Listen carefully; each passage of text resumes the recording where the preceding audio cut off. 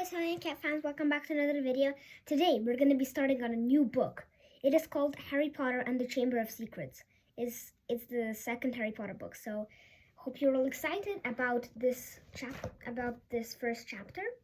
So without further ado, let's get started. The worst birthday.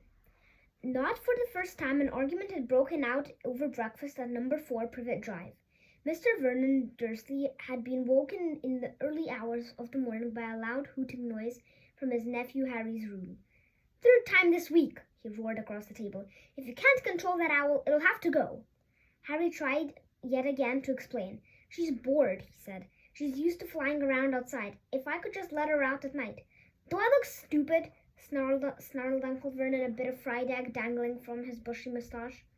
"I know what will happen if the owl's let out." He exchanged dark looks with his wife Petunia. Harry tried to argue back, but his words were drowned by a long, loud belch from the Dursley's son Dudley. "I want more bacon." There's more in the frying pan, Sweetum," said Aunt Petunia, turning misty eyes on her massive son. We must build you up while we've got the chance. I don't like the sound of that school food." "Nonsense, Petunia. I never went hungry when I was at Smeltings," said Uncle Vernon heartily. "Dudley gets enough, don't you, son?" Dudley, who was so large his bottom drooped over either side of the kitchen chair, grinned and turned to Harry. "Pass the frying pan." "You've forgotten the magic word," said Harry irritably. The effect of this simple sentence on the rest of the family was incredible. Dudley gasped and fell off his chair with a crash that shook the whole kitchen. Mrs. Dursley gave a small scream and clapped her hands to her mouth.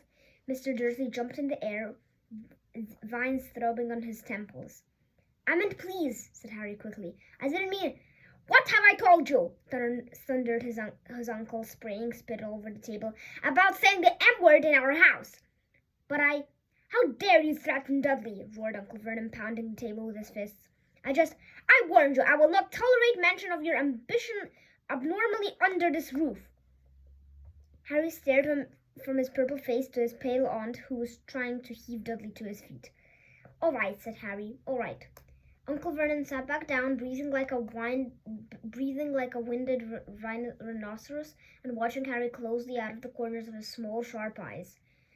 Ever since Harry had come from the summer holidays, Uncle Vernon had been threatening him like a bomb that might go off at any moment, because Harry Potter wasn't a normal boy. As a matter of fact, he was not normal as it was possible to be.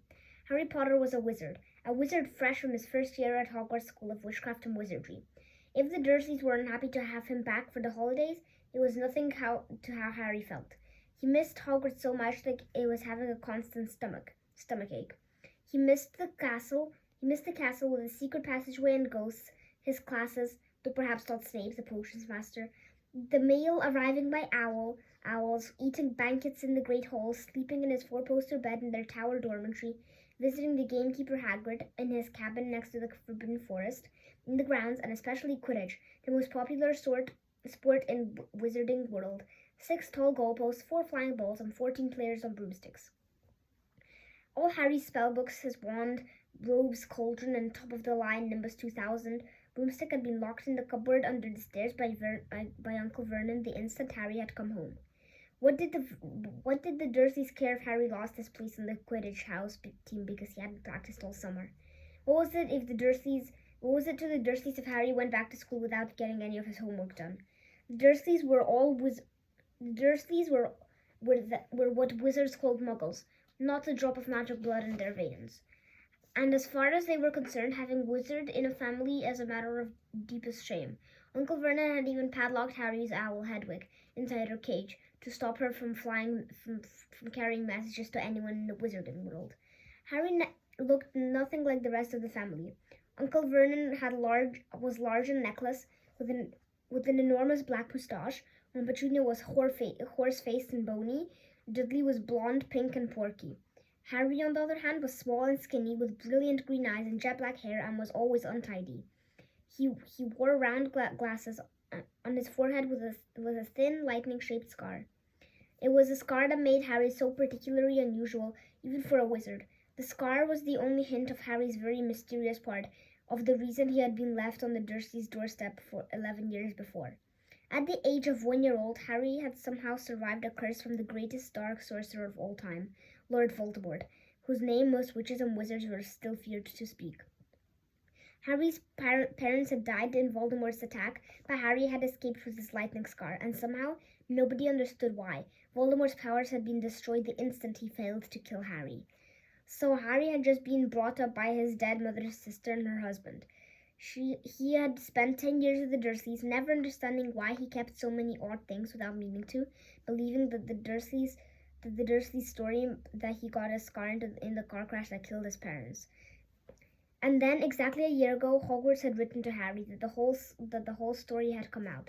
Harry had taken up his place at Wizard School, where he had a scar and were famous. But now the school year was over, and he was back with the Dursleys for the summer, being back to treated like a dog that had rolled in something smelly.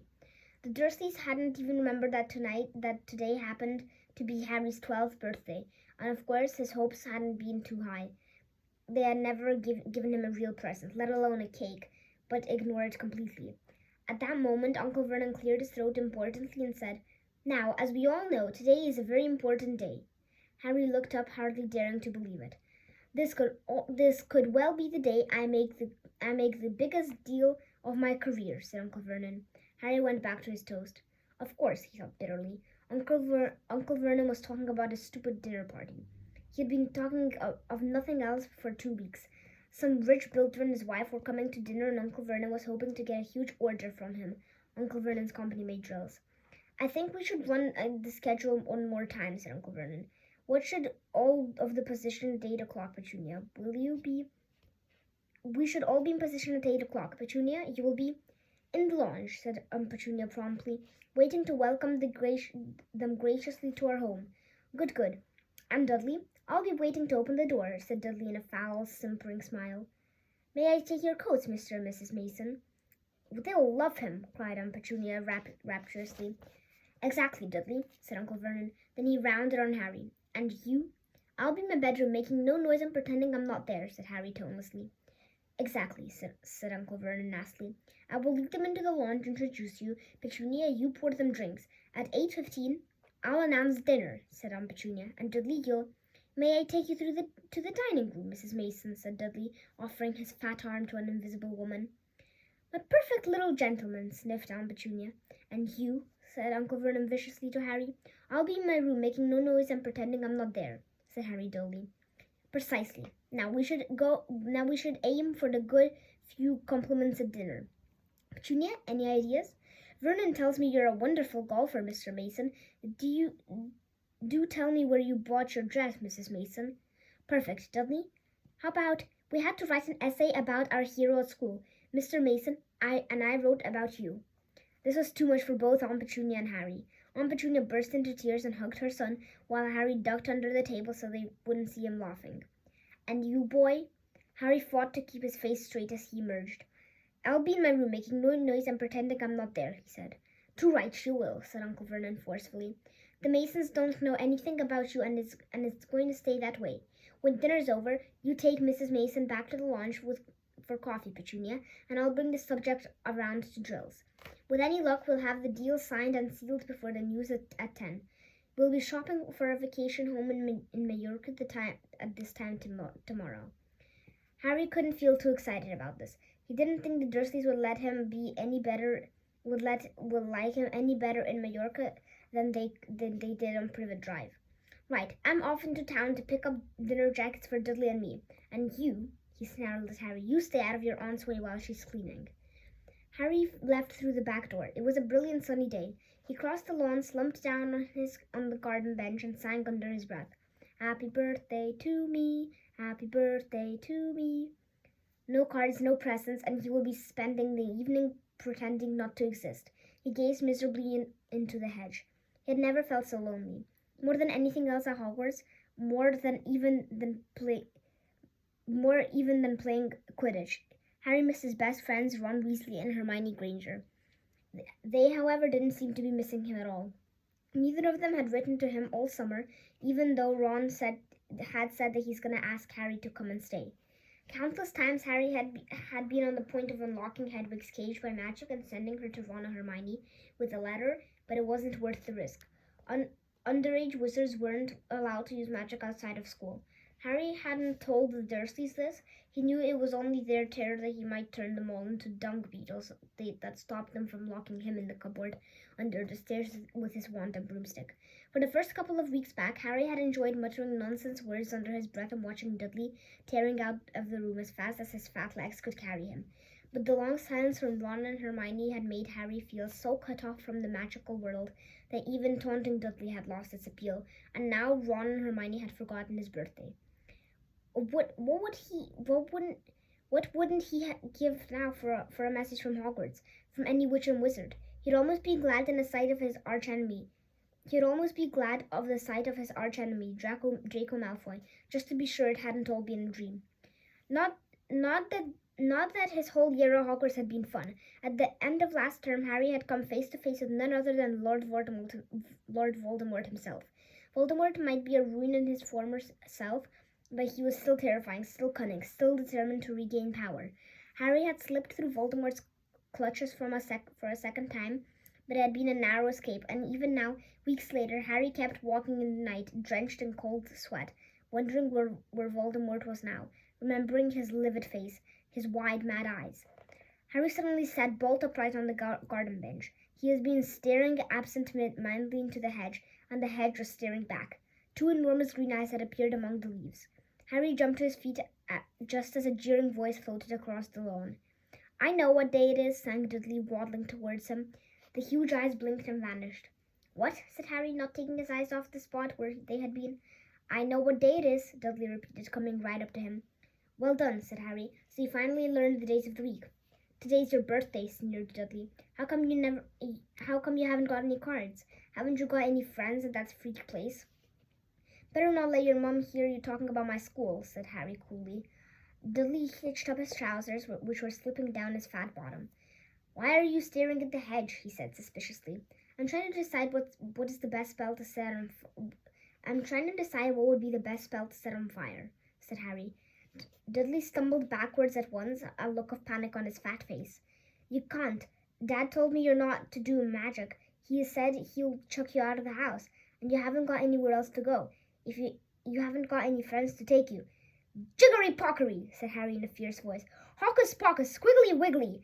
"Mom!" howled Dudley, tripping over his feet as he dashed back towards the house. "Mom, he's doing you-know-what!" Harry paid dearly for his moment of fun. As neither Dudley or the hedge was any way hurt, Aunt Petunia knew he hadn't really done magic, but she still had to duck as she aimed a heavy blow at his head with a soapy frying pan. Then she gave him work to do, which would promise he would never eat again until he'd finished. While Dudley lolled around watching and eating ice cream, Harry cleaned the windows, washed the car, mowed the lawn, trimmed the flower beds, pruned the water and roses, painted the garden and repainted the garden bench. The sun blazed overhead, burning the back of his neck. Harry knew he shouldn't have risen to Dudley's bait, but Dudley had said the very thing Harry had been thinking himself. Maybe he didn't have any friends at Hogwarts. Wish they could see famous Harry Potter now, he thought savagely as he spread manure over the flower beds, his back aching, sweat running down his face. It was 7:30 in the evening when, at last exhausted, he heard Aunt Petunia calling him. "Get in here and walk on the newspaper." Harry moved gladly into the shade of the gleaming kitchen. On top of the fridge stood tonight's pudding, a huge mound of whipped ice cream and sugared violets. A loin of roast pork was sizzling in the oven. "Eat quickly, the Maisels will be here soon," snapped Aunt Petunia, pointing to 2 slices of bread and a lump of cheese on the kitchen table. She was already wearing a salmon pink cocktail dress. Harry had washed his hands and bolted down his pitiful supper. The moment he had finished, Aunt Petunia whisked away his plate. "Upstairs, hurry!" And as she passed the door in the living room, Harry caught a glimpse of Uncle Vernon and Dudley in bow ties and dinner jackets. He had only reached the upstairs landing when the doorbell rang and Uncle Vernon's furious face appeared at the foot of the stairs. "Remember, boy, one sound." Harry crossed to his bedroom on tiptoe, slipped inside, closed the door, and turned to collapse on his bed. The trouble was, there was already someone sitting on it. Well, Italian Cat fans, that was chapter 1 done. I know it was a very short chapter, but Hope you're looking forward to chapter 2 and the playlist of chapter of book 1. So, bye. Have a good day.